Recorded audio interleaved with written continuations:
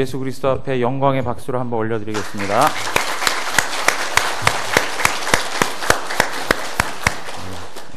함께 해주신 성가대 여러분들에게도 감사드립니다.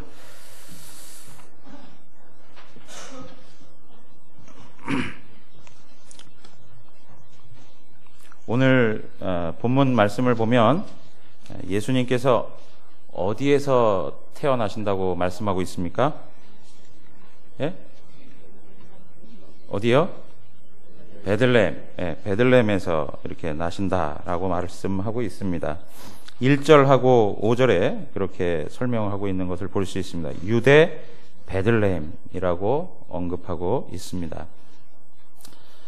여러분, 이 말씀은 오늘 본문에 나온 이 말씀의 내용들을 보면 여기에 예수님께서 유대 베들레헴에서 나신다라고 하는 그 이야기는 구약 성경에서 이미 예언했던 대로 예수님께서 그 마을에 태어나신다는 것을 언급해주고 있습니다.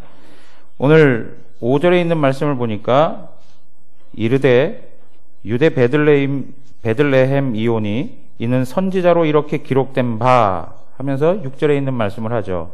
또 유대 땅 베들레헴아 너는 유대 고을 중에서 가장 작지 아니하도다. 내게서 한 다스리는 자가 나와서 내 백성 이스라엘의 목자가 되리라 하였음이니라. 이렇게 말씀하고 있습니다. 오늘 여기 보면 구약 성경의 그 예언의 말씀을 이렇게 언급하고 있는데요.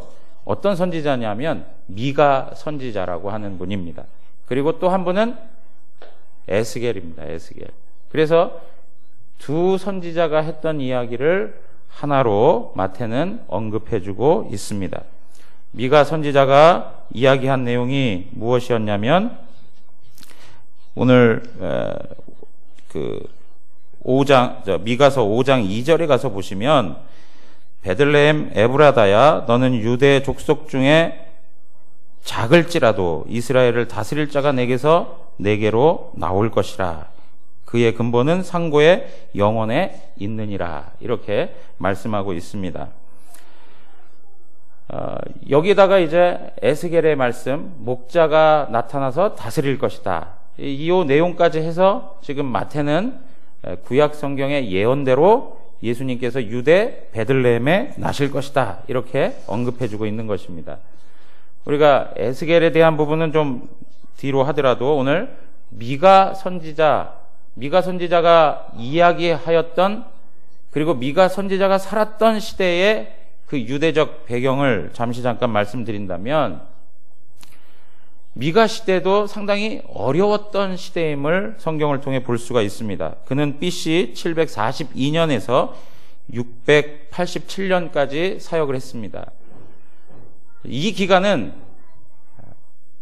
중간에 북이스라엘이 멸망을 당하기도 하고요. 그리고 아수르의 강력한 팽창주의로 인하여서 많은 국가적 어려움을 경험했던 때였습니다. 주변 강대국들이 미가 이전에는 자국의 문제들로 인해서 다른 나라를 공격하거나 침략하는 일들이 뜸했습니다. 그런데 미가가 사역했던 그 시대에는 아수르가 새로운 힘을 드러내기 시작했고 그리고 그 나라가 더 팽창하려고 하는 그런 움직임들이 있었습니다. 그러니까 주변 강대국들의 이해관계가 상당히 복잡하게 얽혀 있었던 그런 상황이었습니다. 결국에는 722년에 북이스라엘이 아수르에 의해서 멸망을 당합니다. 여러 가지로 어려운 시기를 경험하게 되는데요. 특별히 히스기야 통치 시대에 남유다도 결국에는 산헤립이라고 하는 사람을 통해서 공격을 받게 되고요. 정치적으로 경제적으로 굉장히 어려움을 겪게 되는 그런 시기를 경험하게 되는 것입니다. 여러분 이제 강대국이 드세게 일어나고 힘을 막 나타내기 시작하면 힘이 없는 나라들은 결국에는 거기에 조공을 바칠 수밖에 없죠. 조공을 바쳐야 되니까 어떻게 합니까? 백성들의 것들을 더 걷어들여야 되는 그러한 어려움들이 생겨나기 시작하는 것입니다. 그러니까 경제적으로도 넉넉한 삶이 이루어질 수가 없는 것입니다.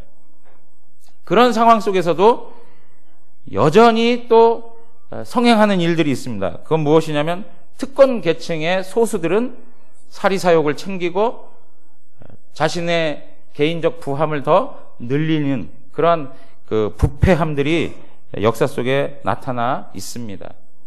거짓과 속임수가 가득 나타났던 시대, 공평과 정의가 사라졌던 그런 시대가 바로 미가 선지자가 사역했던 시대였습니다. 미가서 2장 1절에서 2절에 보면 그들이 침상에서 죄를 꾀하며 악을 꾸미고 날이 밝으면 그 손에 힘이 있으므로 그것을 행하는 자는 화 있을진저 밭들을 탐하여 빼앗고 집들을 탐하여 차지하니 그들이 남자와 그의 집과 사람과 그의 산업을 강탈하도다 그랬습니다. 포악함이 나타나는 것이죠. 그리고 자기의 힘을 의지하여서 가난한 자들을 더 괴롭게 하는 그러한 일들이 있었다는 것입니다. 미가서 3장 1절에서 3절에서도 보면 내가 또 이르노니 야곱의 우두머리들과 이스라엘 족속의 통치자들아 들으라 정의를 아는 것이 너희의 본분이 아니냐. 우두머리들, 지도자들, 통치자들 너희들이 정의를 가지고 살아가는 것이 너희의 본분이 아니냐. 근데 그들이 그렇게 하지 않았다는 거예요. 2절에서 3절 한번 다 같이 읽어보겠습니다. 시작. 너희가 선을 미워하고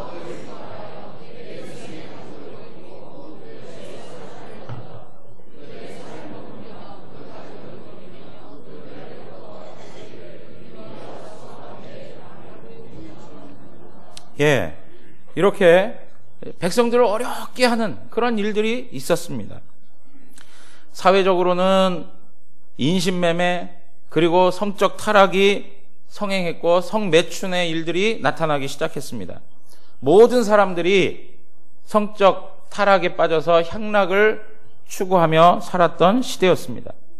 종교적으로는 종교 지도자들도 우상 숭배에 빠져 있었고 그들이 여호와 하나님을 섬기고 그 앞에서 그 말씀을 백성 앞에 제대로 증거해야 되는데 그러한 삶을 살지 아니하고 그들도 역시 무욕에 빠져서 거짓 예언을 하고 거짓된 안내를 했던 것이 바로 그 당시의 종교적 상황이었습니다. 이러한 상황 속에 미가라는 선지자가 나타나서 그들의 죄를 책망하면서 그러면서도 그 남은 자들을 통해서 하나님께서 그 나라를 회복시키실 것이다. 그 소망 없고 절망스러운 지금의 형편에 하나님께서 메시아를 통해서 그 나라를 일으켜 세우실 것이다 라고 하는 소망을 주었습니다. 그런 차원에서 허락한 말씀이 바로 오늘 우리가 읽었던 미가서 5장 2절의 말씀인 것입니다. 사랑하는 성도 여러분, 여기에 보면 베들레헴이라고 나옵니다. 베들레헴은 아주 작은 지역이었습니다. 미가서 5장 2절에서 언급한 것처럼 너는 유다 족속 중에 작을지라도 이렇게 언급하고 있는데 정말 작은 동네였어요. 크지 않은 동네였습니다. 주목받지 못했던 도시였습니다. 도시라고 말하기도 어렵습니다. 그냥 동네라고 하는 표현이 더 어울릴 것 같습니다. 근데 이 동네가 누구의 동네였습니까? 역사적으로 보면 다윗의 동네였습니다. 다윗의 동네. 다윗이 그 동네에서 태어나는 것입니다. 그러니까 작은 그 동네에서 이스라엘의 가장 위대한 왕이 태어나게 된 것입니다.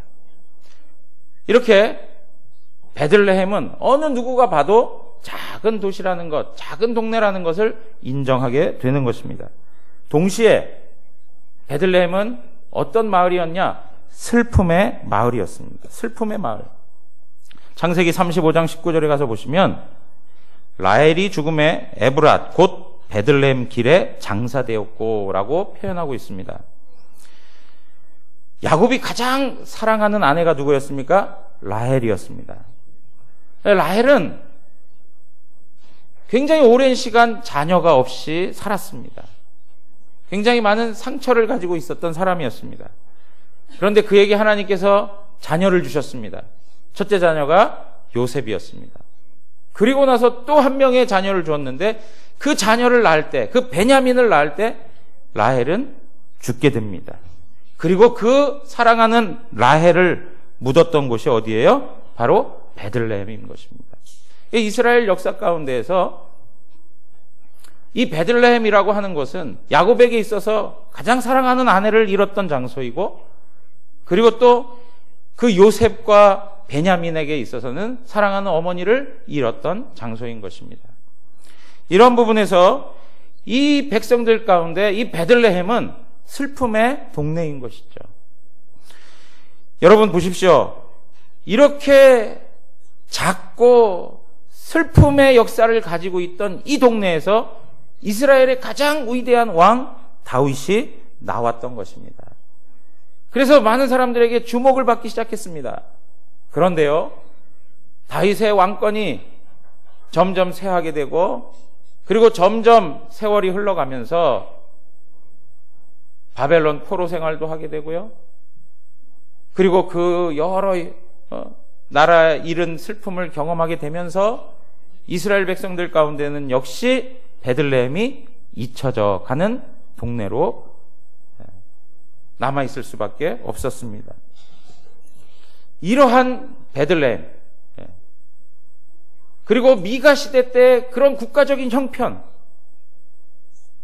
그 어려운 그때에 미가를 통해서 하나님께서는 메시아 예언을 하게 했고, 그 메시아가 바로 그 작은 동네 베들레헴에서 태어날 것을 말씀하고 있는 것입니다.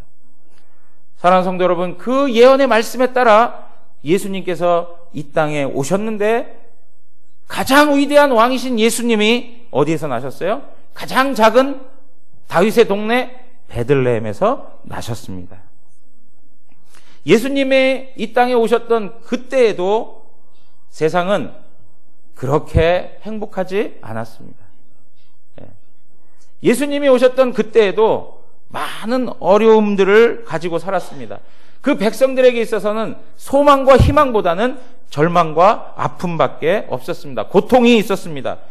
로마의 지배 가운데에서 착취와 억압이 있었고, 많은 경제적인 문제, 사회적인 문제를 안고 있었습니다. 곳곳에서 테러들이 일어났고요, 그리고 합당하지 못한 법 집행들이 일어났고,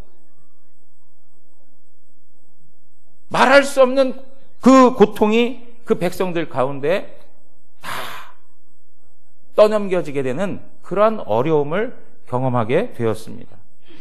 가난한 사람들은 더 가난해지고, 부유하다라고 말할 수 있는 그 특권층들은 더 부유해지는 그런 사회적 양극화가 일어나게 되었던 것입니다. 정의롭지 못한 그러한 사회가 계속 이어져 내려오게 되었던 것입니다. 사랑하는 성도 여러분, 오늘 미가 시대의 모습들, 그리고 예수님이 이 땅에 오셨을 때의 그 유대의 모습은 너무나도 지금 우리가 겪고 있는 시대상하고 비슷합니다. 오늘날도 이 미가의 날을 한번 회상해 보거나 아니면 예수님이 오셨던 때를 회상해 보면 만만치 않은 그러한 현실을 우리가 경험하고 있다는 것을 부인할 수 없는 것입니다. 안정이나 평화라는 말로 우리가 이 시대를 정리할 수가 없는 것이죠. 곳곳에서 불안정함과 혼란과 불확실함이, 그리고 그러한 것에서 오는 두려움이 우리 가운데 가득한 것입니다. 올해의 단어, 옥스퍼드에서도 그 단어를 선정해 내었습니다. 옥스퍼드에서 얘기하는 post-truth라고 하는 단어를 이렇게 이야기했는데요. 그 단어보다도 더 확실하게 현 시대를 이렇게 설명하는 단어가 또 있는데, 그게 뭐냐면 메리엄 웹스터 그 사전에서 지정한 올해의 단어가 있습니다. 그건 뭐냐면 surreal이라고 하는 단어예요. 이 단어는 초현실적이라고 하는 이런 개념을 가지고 있습니다. 초현실적. 다시 얘기하면 이거 꿈 같은 거 아니야? 라고 하는 그런 표현인 거예요. 어떻게 이런 일이 있을 수 있을까라고 하는 그러한 생각들을 표현한 단어가 바로 surreal이에요. 여러분 보십시오. 오늘날 우리가 꿈에서나 볼 듯한 그러한 현실을 경험하는 그 비극적인 삶을 우리가 보고 살아가고 있습니다. 정말 꿈만 같아라. 그냥 빨리 끝났으면 좋겠다 할 만한 비극적인 현실이 우리의 삶에 있다는 거예요. 곳곳에서 테러가 일어납니다. 쿠데타가 일어납니다. 그리고 굉장히 사람들의 마음을 흥분시키는 이들이 지도자로 세워지기도 합니다. 여러 가지 많은 삶의 환경들이 우리의 마음을 힘들게 하고 더 어렵게 하는 그런 모습들이 우리 가운데 있습니다. 어떤 분은 우리나라의 올해의 단어라고 언급하는 데 있어서 그게 딱 규정된 건지 모르지만 어떤 분은 자괴감이라고 표현했다고요. 자괴감. 올해의 단어가 뭡니까? 그러니까 어떤 분은 최순실 이렇게도. 그런 말 한마디 한마디에 우리의 마음이 다 담겨 있는 것이죠. 사랑하는 성도 여러분, 이스라엘 백성들이 알았던 그 고통, 그러한 모든 모습들이 오늘을 살아가고 있는 우리들에게도 그대로 있는 것을 볼 수 있습니다. 거듭 말씀드리지만 TV를 켜서 국가적 현실들을 볼 때마다 막 화가 치밀어 오르죠. 멈출 수 없는 분노가 막 쌓여오기 시작합니다. 사회는 더더욱 갈라지고 나뉘어지는 그러한 현실들을 봅니다. 우판이 좌판이, 동과 서로, 남과 북으로, 북한에서는 끊임없는 전쟁의 위협들, 여러 가지 우리가 당면한 모든 모습들을 보면 미가의 시대와 다를 바가 없어요. 주변 강대국들은 자신들의 어떤 이익을 위해서 우리들에게 어떤 부분을 더 요구하기도 하고, 우리는 그 강대국들 틈에서 이 눈치를 봐야 되고 저 눈치를 봐야 되는 그런 어려운 현실을 우리가 살아가고 있는 것입니다. 우리 청년들의 모습들을 보면 대부분 소망이 없습니다 라고 하는 그런 이야기들을 합니다. 청년 실업의 문제, 이젠 청년 실업의 문제뿐만 아니라 우리 삶의 미래적인 삶의 내용들에 대해서도 이제는 기대할 수 없는 불확실함이 우리 가운데 가득 채워져 있는 것을 볼 수 있습니다. 사랑하는 성도 여러분, 오늘날 시대는 예수님이 오셨던 시대와 또 미가 선지자가 예수 그리스도를 예언했던 그 시기와 다르지 않습니다. 이렇게 시대를 넘어오면서도 끊임없이 우리 안에 이러한 문제가 발생되는데 이 문제의 원인이 무엇이냐 이거죠. 그것은 다른 데 있지 않습니다. 바로 죄의 문제인 것입니다. 이 사회적인 문제들, 죄도 그 이전에 바로 죄의 문제가 있는 것입니다. 우리를 절망하게 하는 것, 우리를 주저앉게 하는 것, 우리로 하여금 상처와 아픔을 당하게 하는 것, 고통스러운 삶으로 끌고 가는 것, 그 중심에 죄가 있다는 것을 기억하셔야 합니다. 우리 주 예수 그리스도께서 바로 이러한 시대적 환경 속에, 이러한 인생의 문제 속에 이 문제를 해결하기 위하여 이 땅에 오셨다는 것입니다. 이 땅에 오셨다는 것. 사랑하는 성도 여러분, 오늘 우리가 이러한 죄 가운데 그대로 빠져서 아무런 소망 없이 절망 중에 그냥 그렇게 저렇게 살다가 그냥 묻혀가는 인생으로 버려질 수 있는 그런 모습들이었지만 우리 주님께서 찾아오셔서 세상이 절망하고 고통하고 아파할 때 우리로 하여금 세상에 빛을 보게 하셨고 세상에서 구원을 보게 하신 것입니다. 그분이 누구입니까? 바로 예수 그리스도이십니다.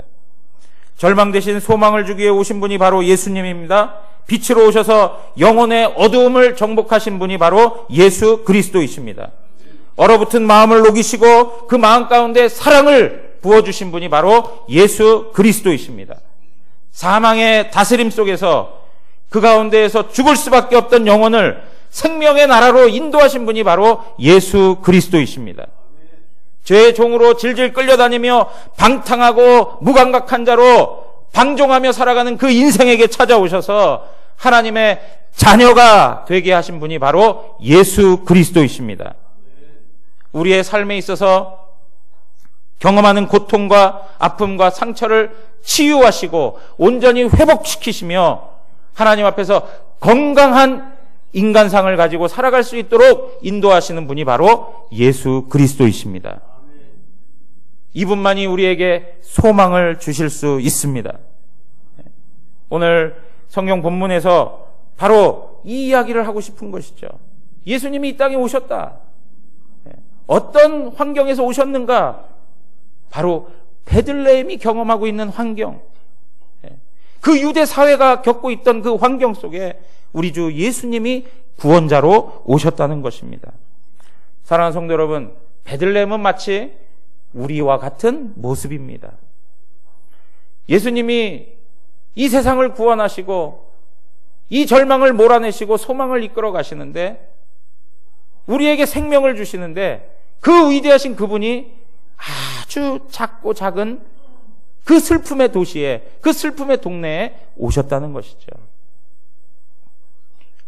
우리가 베들레헴 같은 존재인 거예요. 세상적으로 보면 얼마나 부족하고 연약합니까?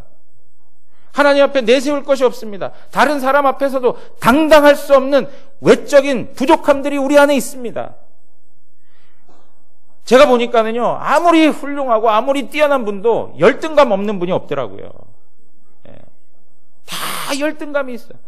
자기의 부족함 때문에, 그것 때문에 절망하고 아파하고 힘들어해요. 근데 여러분 보세요. 하나님의 일하심은 그렇게 연약하고 비천한 인생들 가운데 오셔서 하나님의 위대한 일을 행하시는 것입니다. 고린도전서 1장 26절에서 29절에 있는 말씀을 보면 한번 보실까요? 형제들아, 너희를 부르심을 보라. 육체를 따라 지혜로운 자가 많지 아니하며 능한 자가 많지 아니하며 문벌 좋은 자가 많지 아니하도다. 자, 묻겠습니다. 지혜로우십니까? 내가 정말 모든 사람들 앞에서 뛰어난 지혜를 가지고 있다라고 말할 수 있습니까? 그리고 능력 있습니까? 야, 저 사람 참 능력 있어. 그런 말 내 인생에 붙일 수 있습니까? 문벌이 좋습니까? 학력이 있습니까? 얼마나 좋은 학력을 가지고 있습니까? 이러한 기준으로 놓고 보면 정말 부족하고 연약한 존재예요. 어디 앞에 내세울 것 없는 존재예요. 그런 그 존재들에 대해서 오늘 27절에 뭐라고 얘기하냐면, 하나님께서 세상에 미련한 것들이라 이렇게 얘기해요. 미련한 것. 여러분 인정하십니까? 내가 미련하다 인정하고 싶지 않으세요? 네, 미련하다. 그리고 그 다음에 나오는 말 뭐라고 얘기합니까? 세상에 약한 것들, 약한 것.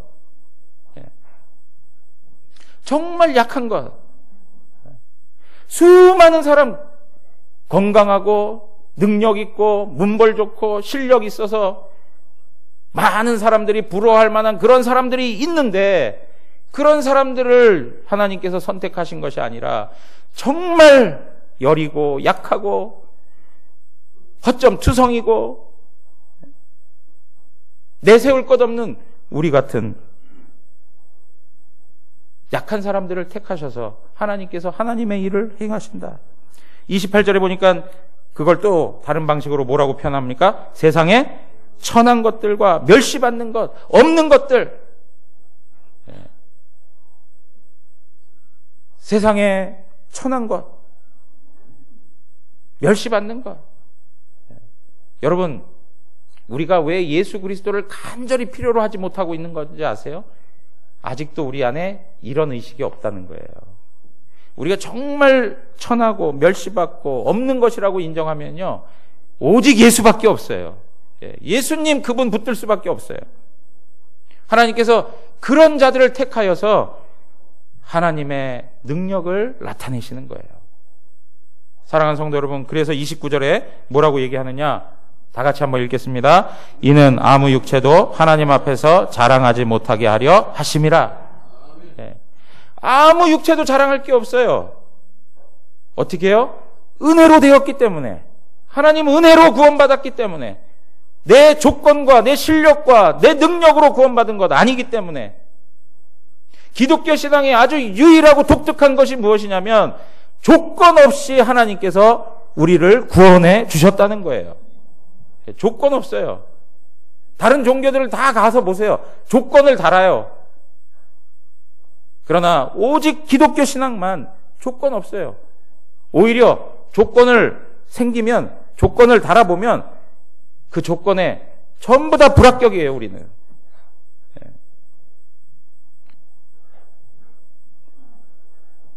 사랑하는 성도 여러분, 이렇게 연약한 존재에게, 비천한 존재에게, 죄인인 우리들에게 예수 그리스도께서 소망의 주로 찾아오셨다는 것입니다.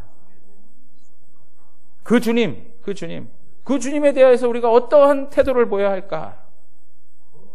정말 예수 그리스도가 우리의 목자가 되시고 우리의 구원자가 되시고 우리에게 소망을 주시는 그러한 생명의 주가 되신다면 우리가 그분에 대하여서 어떠한 신앙의 고백을 가지고 살아가야 되는가? 오늘 본문에는 3가지 종류의 사람들로 나타나 있습니다. 첫 번째 누가 등장합니까? 동방박사들이 등장합니다. 동방박사들이. 네. 여러분, 동방박사는 몇 명입니까?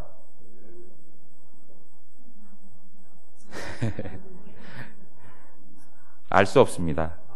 네. 우리가 예물이 3가지여서 동방박사도 3명이라 이렇게 생각하는데 성경에 언급하고 있지 않습니다. 2명이었는지 더 많은 숫자였는지 우린 모릅니다. 네. 이들이 참 뛰어난 사람들이었어요. 그 당시에 동방박사라고 하는 사람들은 바벨론 그 지역에 거주했던 사람들로 설명되는데요. 그들은 점성학에도 뛰어났고요. 그리고 천문학 그런 부분에서도 굉장히 뛰어난 사람들이었어요. 아주 실력을 갖춘 사람들이었어요.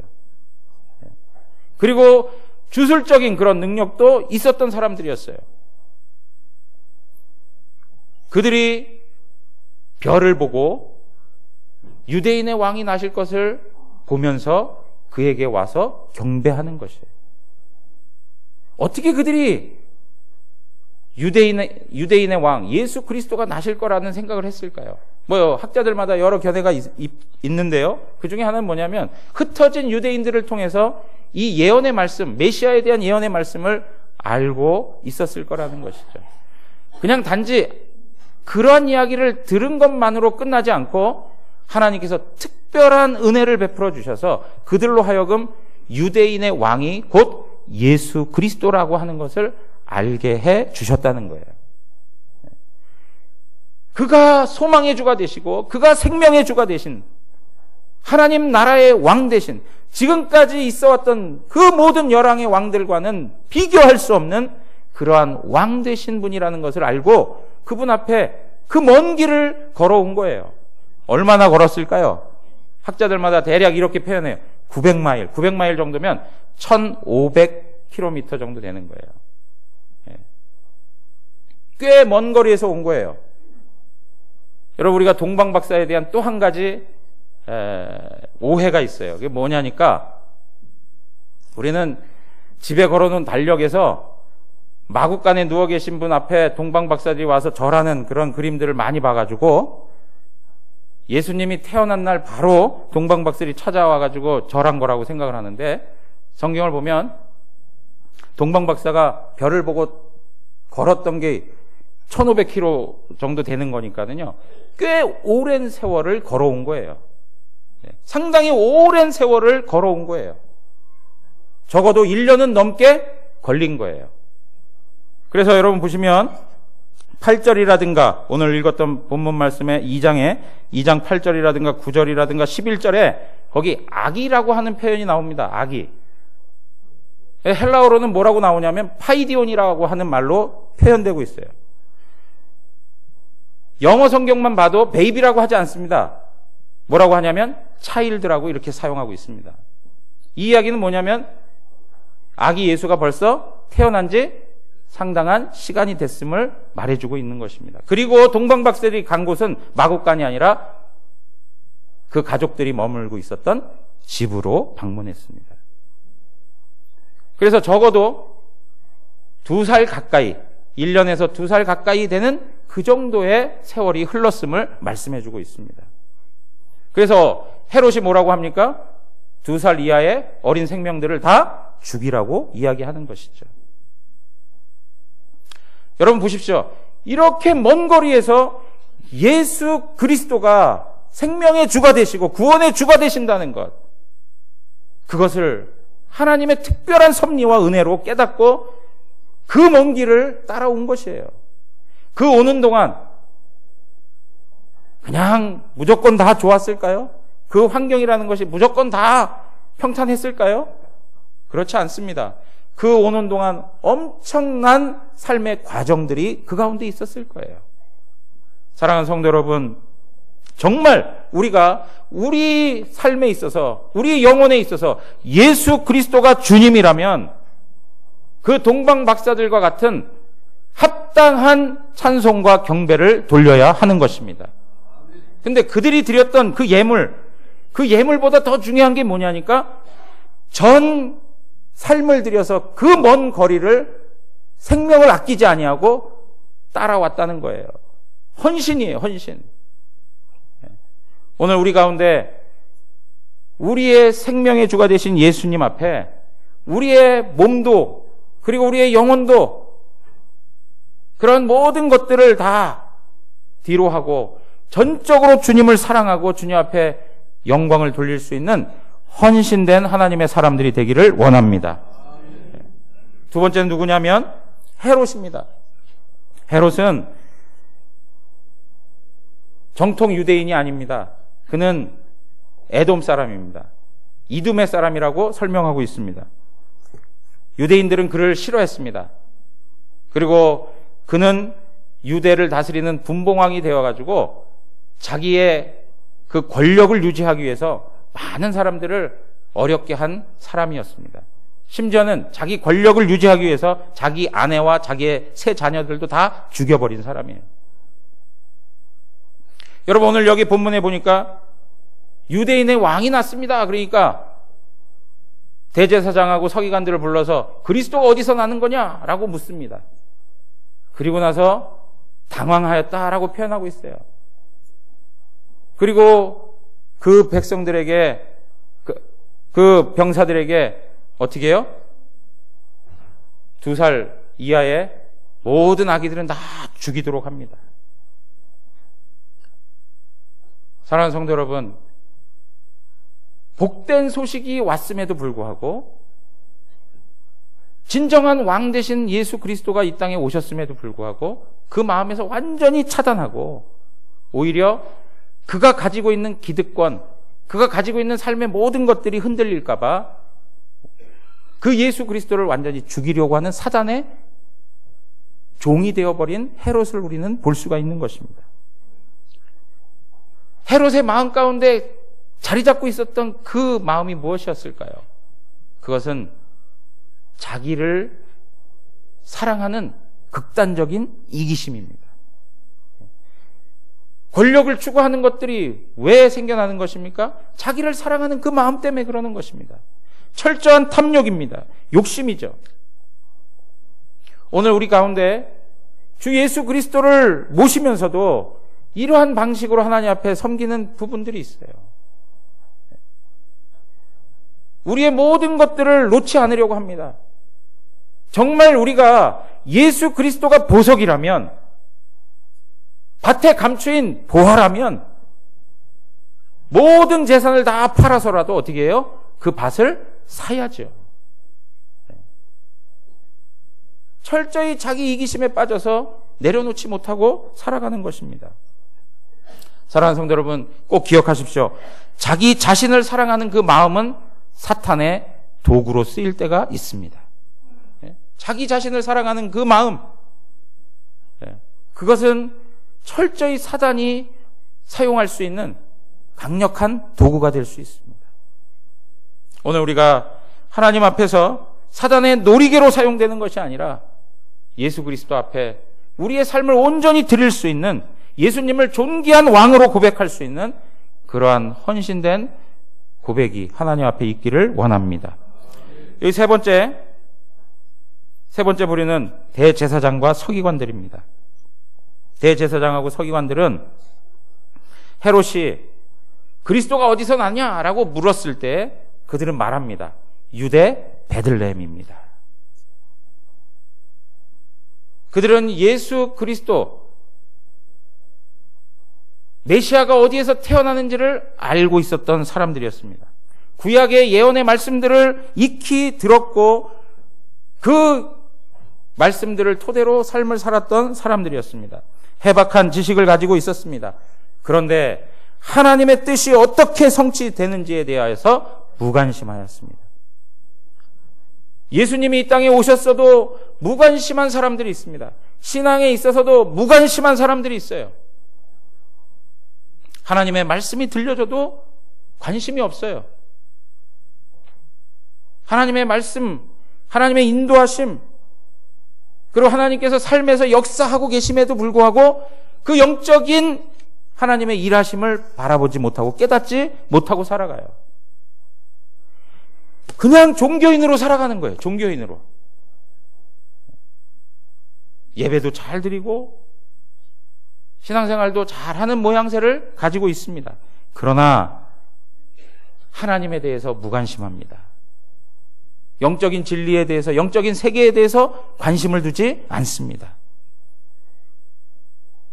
영적으로 타락한 사람들의 특징을 성경에서 뭐라고 얘기하냐면 감각 없는 자와 같다, 이렇게 말씀하고 있습니다.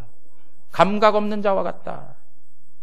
무감각한 것, 이것은 영적 타락의 하나의 결과로 나타나는 일들이라고 말씀하고 있습니다. 사랑하는 성도 여러분, 하나님에 대해서 관심이 있으십니까? 우리 가운데 찾아오신 예수 그리스도에 대해서 관심 있으세요? 하나님이 들려주시는 말씀 앞에 귀를 기울이고 그 말씀에 관심을 두고 마음을 두고 살아가십니까? 다시 한번 우리의 신앙의 내용들을 하나님 앞에서 회복해야 할 것입니다. 결정적일 때 대제사장하고 서기관들과 같은 그런 신앙의 형태로 표현될 수밖에 없는 거예요. 끊임없이 복음을 들려줘도 아무 관심 없는 것처럼 들어요. 지옥과 천국을 끊임없이 얘기해줘도 내 이야기가 아니에요. 하나님께서 얼마나 사랑하시는지, 그리고 때로는 하나님께서 그 사랑하기 때문에 채찍도 드시고 징계도 하시고 그들의 삶을 인도하신다고, 우리의 삶을 인도하신다고 수없이 많은 하나님의 섭리에 대한 이야기를 들어도 생각을 닫고 살아요. 감각이 없어요. 관심이 없어요. 사랑하는 성도 여러분, 겸손한 마음으로 하나님의 말씀을 경청하는 것, 하나님께서 주신 큰 복입니다. 큰 복이에요. 이러한 부분들이 있기 때문에 우리가 늘 하나님 앞에 기도해야 할 내용, 그것은 무엇이냐면 성령 하나님, 우리의 마음 가운데 역사해 주시옵소서. 말씀으로 역사해 주시옵소서.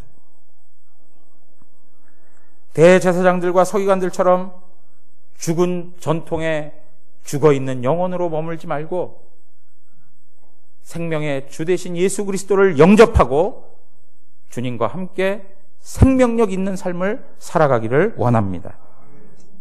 오늘 이 시간에 다시 한번 말씀을 정리한다면 예수 그리스도가 공고하고 어려운 삶의 환경 가운데, 그리고 우리의 마음 가운데 소망의 주님으로 찾아오셨습니다. 생명의 주님으로 찾아오셨습니다. 인생의 가장 근본되는 이 죄의 문제를 해결하기 위해서 예수님께서 이 땅에 오신 것입니다. 우리가 예수 그리스도가 생명의 주가 되시고 소망의 주가 되시고 회복의 주가 되시고 우리의 삶의 능력이 되신다고 고백한다면 그 주님 앞에 합당한 경배와 찬양을 돌리는 삶을 하나님 앞에서 감당해야 할 것입니다. 주님을 인격적으로 만나기를 원합니다. 그리고 그분만을 높여드리는 동방 박사와 같은 그런 신실한 성도의 섬김과 헌신이 우리에게 나타나야 할 것을 다시 한번 구하면서 하나님 앞에 나아가는 우리 모든 성도님들 되시기를 주님의 이름으로 축원합니다. 기도하겠습니다. 하나님 아버지, 오늘도 사회적으로도 또 우리의 삶의 모습을 보아도 절망할 수밖에 없고 탄식할 수밖에 없는 그러한 마음과 현실을 하나님께서 외면하지 아니하시고 우리 주 예수 그리스도를 우리 가운데 보내주셨습니다. 주님께서 우리의 소망의 주가 되시고 회복의 주가 되시고 생명의 주가 되셔서 우리를 하나님 나라로 인도하고 있음을 믿습니다. 주 예수 그리스도께서 우리의 목자이심을 기억하면서 우리의 마음 가운데 하나님을 향한 합당한 찬송과 경배가 회복되게 해 주시옵소서. 동방박사들이 하나님 앞에 그 삶을 들여 헌신했던 것처럼 우리 삶의 모습들 하나님 앞에서 그러한 삶을 가지고 하나님을 높여드릴 수 있는 인생이 되게 해 주시옵소서. 예수님의 이름으로 기도하옵나이다. 아멘. 우리 다 같이 일어나서